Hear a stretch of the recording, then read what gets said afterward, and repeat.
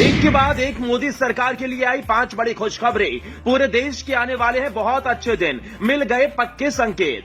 न महंगाई से होगी परेशानी, ना ही ग्लोबल मंदी का होगा असर। भारत बनेगा दुनिया में नंबर 1। 2024 में फिर मोदी सरकार बनाएंगे ये 5 फैक्टर। सरकार के खजाने में आया सबसे ज्यादा जीएसटी, अमेरिका को भी पछाड़ देगा भारत। देश के प्रधानमंत्री नरेंद्र मोदी के नेतृत्व में भारत लगातार आगे बढ़ रहा है। हर मोर्चे पर भारत इस वक्त दुनिया के कई बड़े मुल्कों से भी आगे निकल रहा है। मोदी राज में भारत के आगे न अमेरिका टिकता है, न चीन, न ही जापान, रूस। भारत इस वक्त दुनिया में सबसे तेज रफ्तार से आगे बढ़ती हुई अर्थव्यवस्था है। इस नए वित्त वर्ष में मोदी सरकार के लिए एक के बाद एक 5 गुड न्यूज आई, जो इस बात का सबूत दे रही हैं कि देश की इकोनॉमी बुलेट रफ्तार से आगे बढ़ रही है। इनमें जहां थोक महंगाई और खुदरा महंगाई दर के आंकड़े राहत देने वाले हैं, तो वहीं टैक्स कलेक्शन के आंकड़े भी रिकॉर्ड स्तर पर पहुंच गए हैं।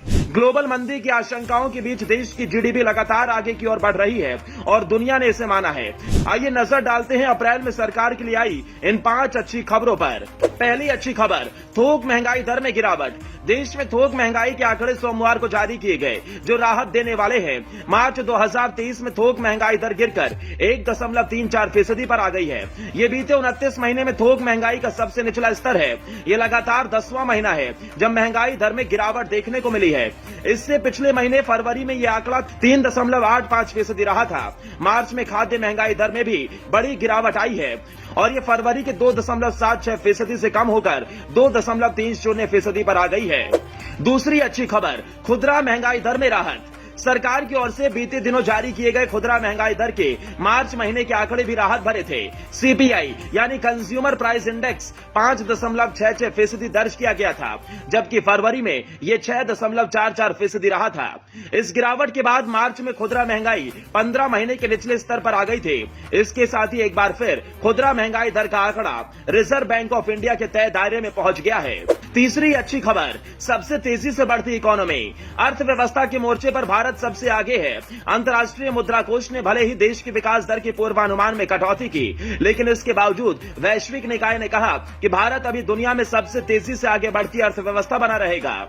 इंटरनेशनल मॉनेटरी फंड ने अप्रैल की शुरुआत में अपने वर्ल्ड इकोनॉमिक आउटलुक में मौजूदा वित्त वर्ष में भारत के विकास दर के अनुमान को 5.9% कर दिया है।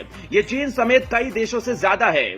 चौथी अच्छी खबर, डायरेक्ट टैक्स कलेक्शन में इजाफा। वित्त वर्ष 2022-23 में डायरेक्ट टैक्स कलेक्शन सरकार के अनुमान से अधिक रहा। वित्त वर्ष 2022-23 में net direct tax collection 16.61 lakh crore रुपए रहा है।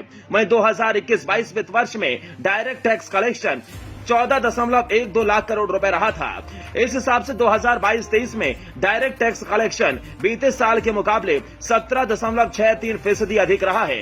पांचवी अच्छी खबर, 22% अधिक जीएसटी कलेक्शन। 1 अप्रैल 2023 को मोदी सरकार के लिए पहली गुड न्यूज आई थी। साल 2022-23 में ग्रॉस जीएसटी का कुल कलेक्शन 18.10 लाख करोड़ रुपए हो गया। 2022-23 में ग्रॉस राजस्व पिछले वित्त वर्ष की तुलना में 22% अधिक रहा। अप्रैल 2022 में 1.68 लाख करोड़ रुपए का जीएसटी कलेक्शन अब तक का सबसे अधिक है। इसके बाद मार्च 2023 में जीएसटी का कलेक्शन 1.60 लाख करोड़ रुपए के आंकड़े के पार पहुंचा। यानी कुल मिलाकर ये 5 बड़े फैक्टर भारत की अर्थव्यवस्था को मजबूत बनाएंगे, मोदी को भी मजबूत बनाएंगे, तो कहीं ना कहीं देश के भी आने वाले दिनों में बहुत अच्छे दिन आ सकते हैं।